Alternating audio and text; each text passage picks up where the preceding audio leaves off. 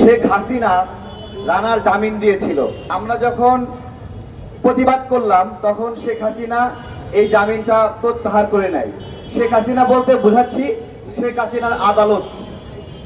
আজকে দুইজন বিচারপতি আবারও রানাকে জামিন দিল। হাজার হাজার মানুষ মারা গেল, হাজার হাজার মানুষ আহত হলো। তার জন্য এটা পরিকল্পিত হত্যাকাণ্ড ছিল কিনা?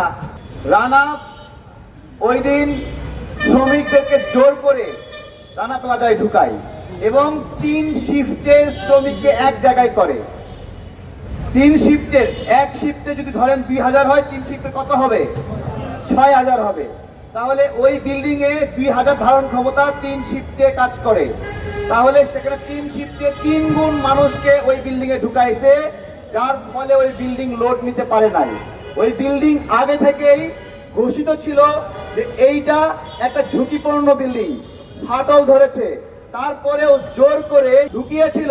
ওই দিন আওয়ামী লীগের প্রোগ্রাম ছিল, সেই আওয়ামী লীগের প্রোগ্রামে লোক নেওয়ার জন্য সে তার গার্মেন্টসের সমস্ত কর্মীকে 3 শিফটের এক জায়গায় ঢুকায়ে জোর করে লাঠি দিয়ে পিটায়ে পিটায়ে ঢুকাইছে।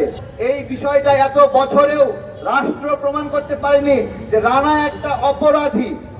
রানা প্লাজার ক্ষতিগ্রস্ত যে মানুষগুলো, সেই মানুষগুলোকে ক্ষতিপূরণ দেওয়ার কথা ছিল।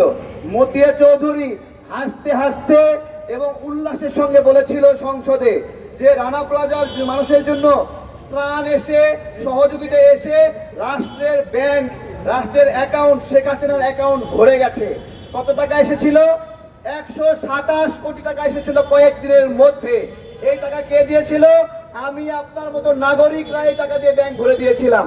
অথচ কয়েক মাস পরে ওই সময় কবির বিন আনোয়ার, সে প্রধানমন্ত্রীর ওই সময় দায়িত্বশীল ছিল, প্রধানমন্ত্রীর কার্যালয় থেকে শেখ হাসিনার হয়ে বক্তব্য দিল যে রানা প্লাজার জন্য 19 কোটি টাকা ব্যয় হয়েছে এবং 19 কোটি টাকা যদি ব্যয় হয় বাকি থাকে কত টাকা? 108 কোটি টাকা ব্যয় বাকি থাকে। এবং সে বলল যে রানা প্লাজার জন্য প্রধানমন্ত্রীর তহবিল বলে কোনো তহবিল নাই। অর্থাৎ পুরো 108 কোটি টাকা এক বক্তব্যের মধ্যে দিয়ে নাই করে দিল শেখ হাসিনা। একটা করে দুর্ঘটনা আসে, বিভিন্ন এনজিও এবং সামাজিক সংগঠনের উৎসব শুরু হয়ে যায়, টাকা সংগ্রহের উৎসব শুরু হয়ে যায়। তাদের চোখ চকচক করে, এই তো টাকা সংগ্রহের সুযোগ আসলো। এবং সেই সময় একটা শ্রমিক সংগঠনের তদন্ত চলছে এখনো। তারা লন্ডনে গিয়ে সেমিনার করেছিল এবং লন্ডনে আমাদের প্রবাসী ভাইদের কাছ থেকে টাকা তুলেছিল, কয়েকশো কোটি টাকা তুলেছিল। সেই টাকাগুলো রানা প্লাজার ক্ষতিগ্রস্ত কেউ 1 টাকাও পায় নাই।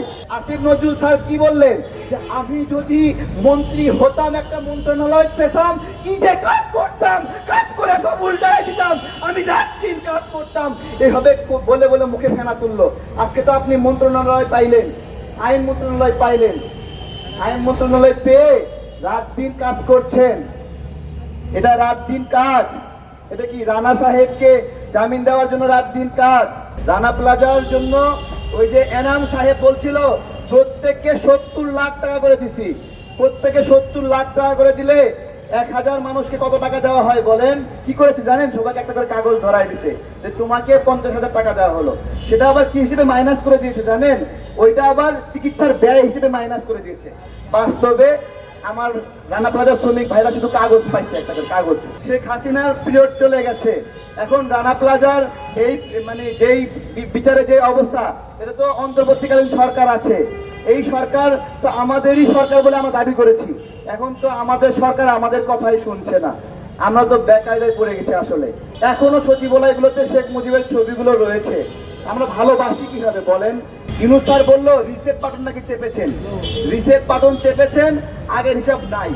তো আগের কোন কোন হিসাব নাই? এই যে রানা জামিন পেয়ে গেল, ক্ষতিপূরণ দিতে পারো না, খাইতে দিতে পারো না, আর সন্ত্রাসীদেরকে বের করে দিচ্ছ, এটা কোনো বিচার হতে পারে না।